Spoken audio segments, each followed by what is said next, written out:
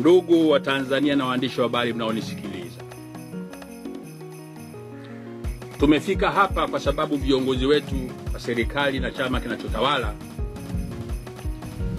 wameamua kulibaka taifa hili kwenye masuala ya kidemokrasia.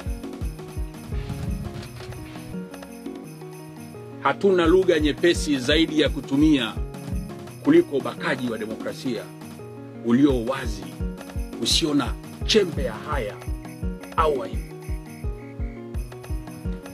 Katika mazingira ya kawaida ya kibinadamu, baada ya ubakaji wa mwaka 2019 na 2020 na ahadi ambazo zimetolewa na viongozi mbalimbali kwenye majukwaa ya wazi, kuanzia rais na viongozi wake wa chama chake, viongozi wa serikali yake, mawaziri wake, bado wanaweza kuwafanyia Watanzania ubakaji wa kiwango hiki, kama vile sisi Watanzania wengine kuna Watanzania wa madaraja mbalimbali, kwamba maelfu kwa maelfu ya wagombea wa vyama vya upinzani eti mpaka leo bado wana shida ya kujana. Wanaligawa taifa bila sababu zozote za msingi, labda kwa sababu wanafikiri wao wana kinga ya vyombo vya ulinzi na usalama. Wanasahau kwamba kinga ya halisi inapatikana kwa Mwenyezi Mungu.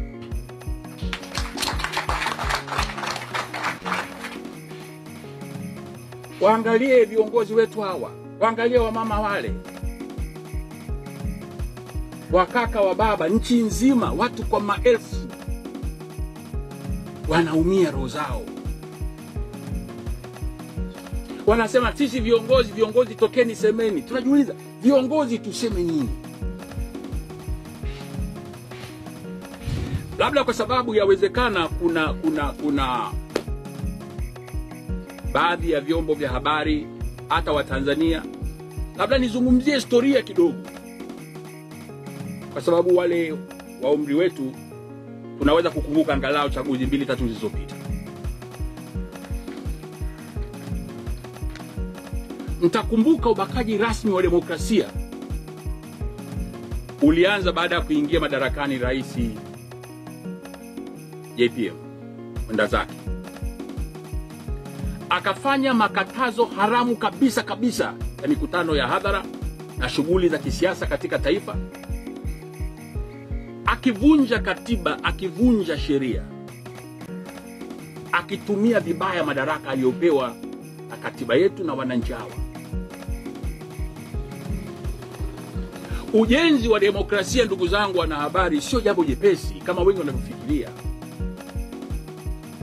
Kuiona Chadema imefika hapa ilikofika, imepitia mengi mazito, maumivu, jasho, damu, vifo, vifungo. Hii kazi hatuifanyi kama furaha, hii kazi tunaifanya kama adhabu. Hakuna yeyote hapa anayelipwa. Hawa watu hawa wote hawa wanajitegemea, wanalipigania taifa lao ili wewe mwandishi wa habari, ili Watanzania wengine wote tuwe na nchi salama ya kuishi. Hawa ni askari wa vita waliojitolea damu zao.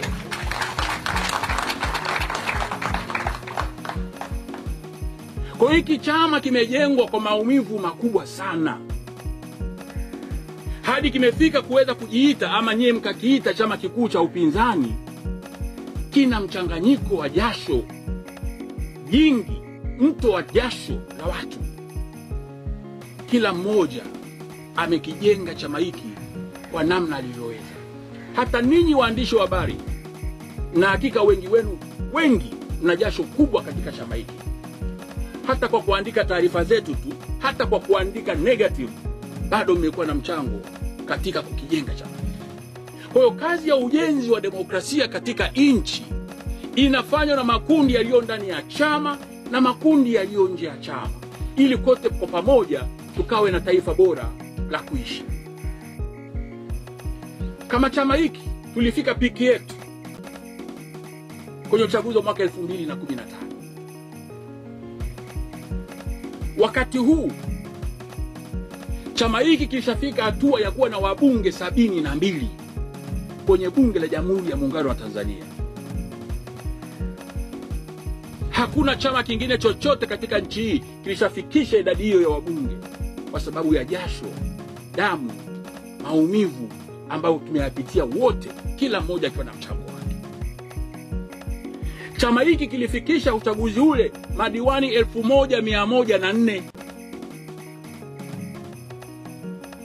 Yaani wakati Magufuli anatoa katazo la kufanya kazi za kisiasa, tayari Chadema ilikuwa na madiwani 1104 nchi nzima. Tulikuwa na wenye viti wa mitaa 980 Tanzania nzima, sawa sawa na 25.4% ya mitaa yote ya Tanzania ilikuwa inaongozwa na Chadema. Hasa maeneo ya majiji kama Dar es Salaam, Arusha, Mbeya, Mwanza, Shinyanga, Bukoba, Moshi na maeneo mengine mengi. Tulikuwa na wenye viti wa vijiji 1754, ambayo ni 18% ya vijiji vyetu vyote vya Tanzania vilikuwa vinaongozwa na Chadema. Haikuwa hatua ya kitoto, ilikuwa ni jasho na damu ya wanachadema. Tulikuwa na vitongoji tunavyoongoza 9145 nchi nzima. Tulikuwa tuna wajumbe wa serikali mchanganyiko kwenye vijiji mbalimbali ndani ya nchi yetu ya Tanganyika, watu 18527.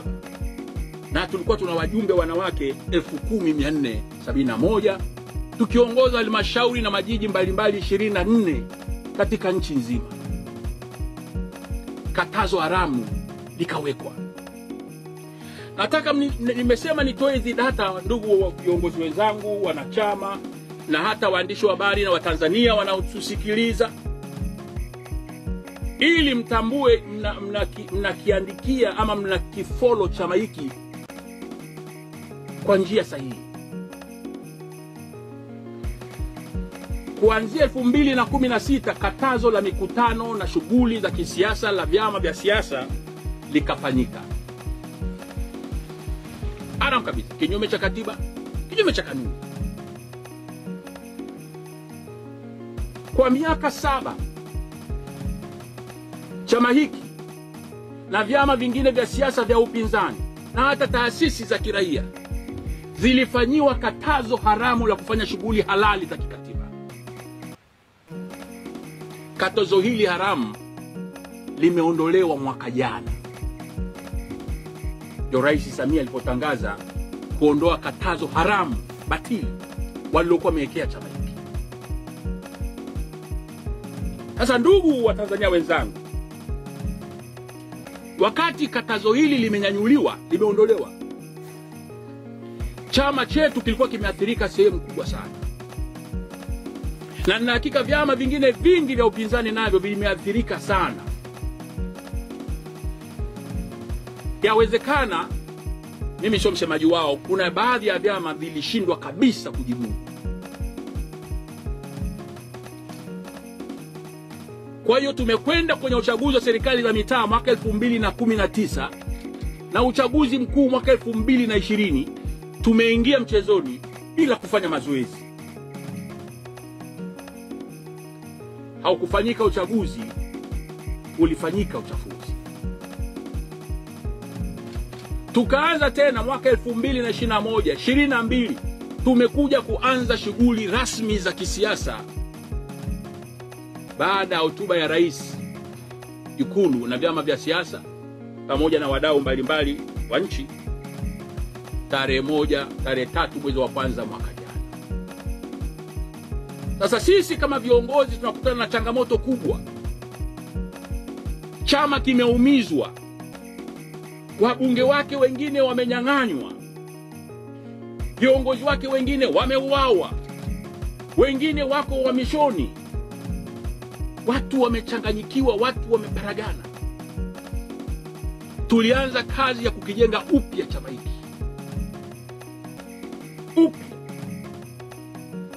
Chadema ni chama makini ambacho hatukurupuki wala hatupukii ili mwanaharamu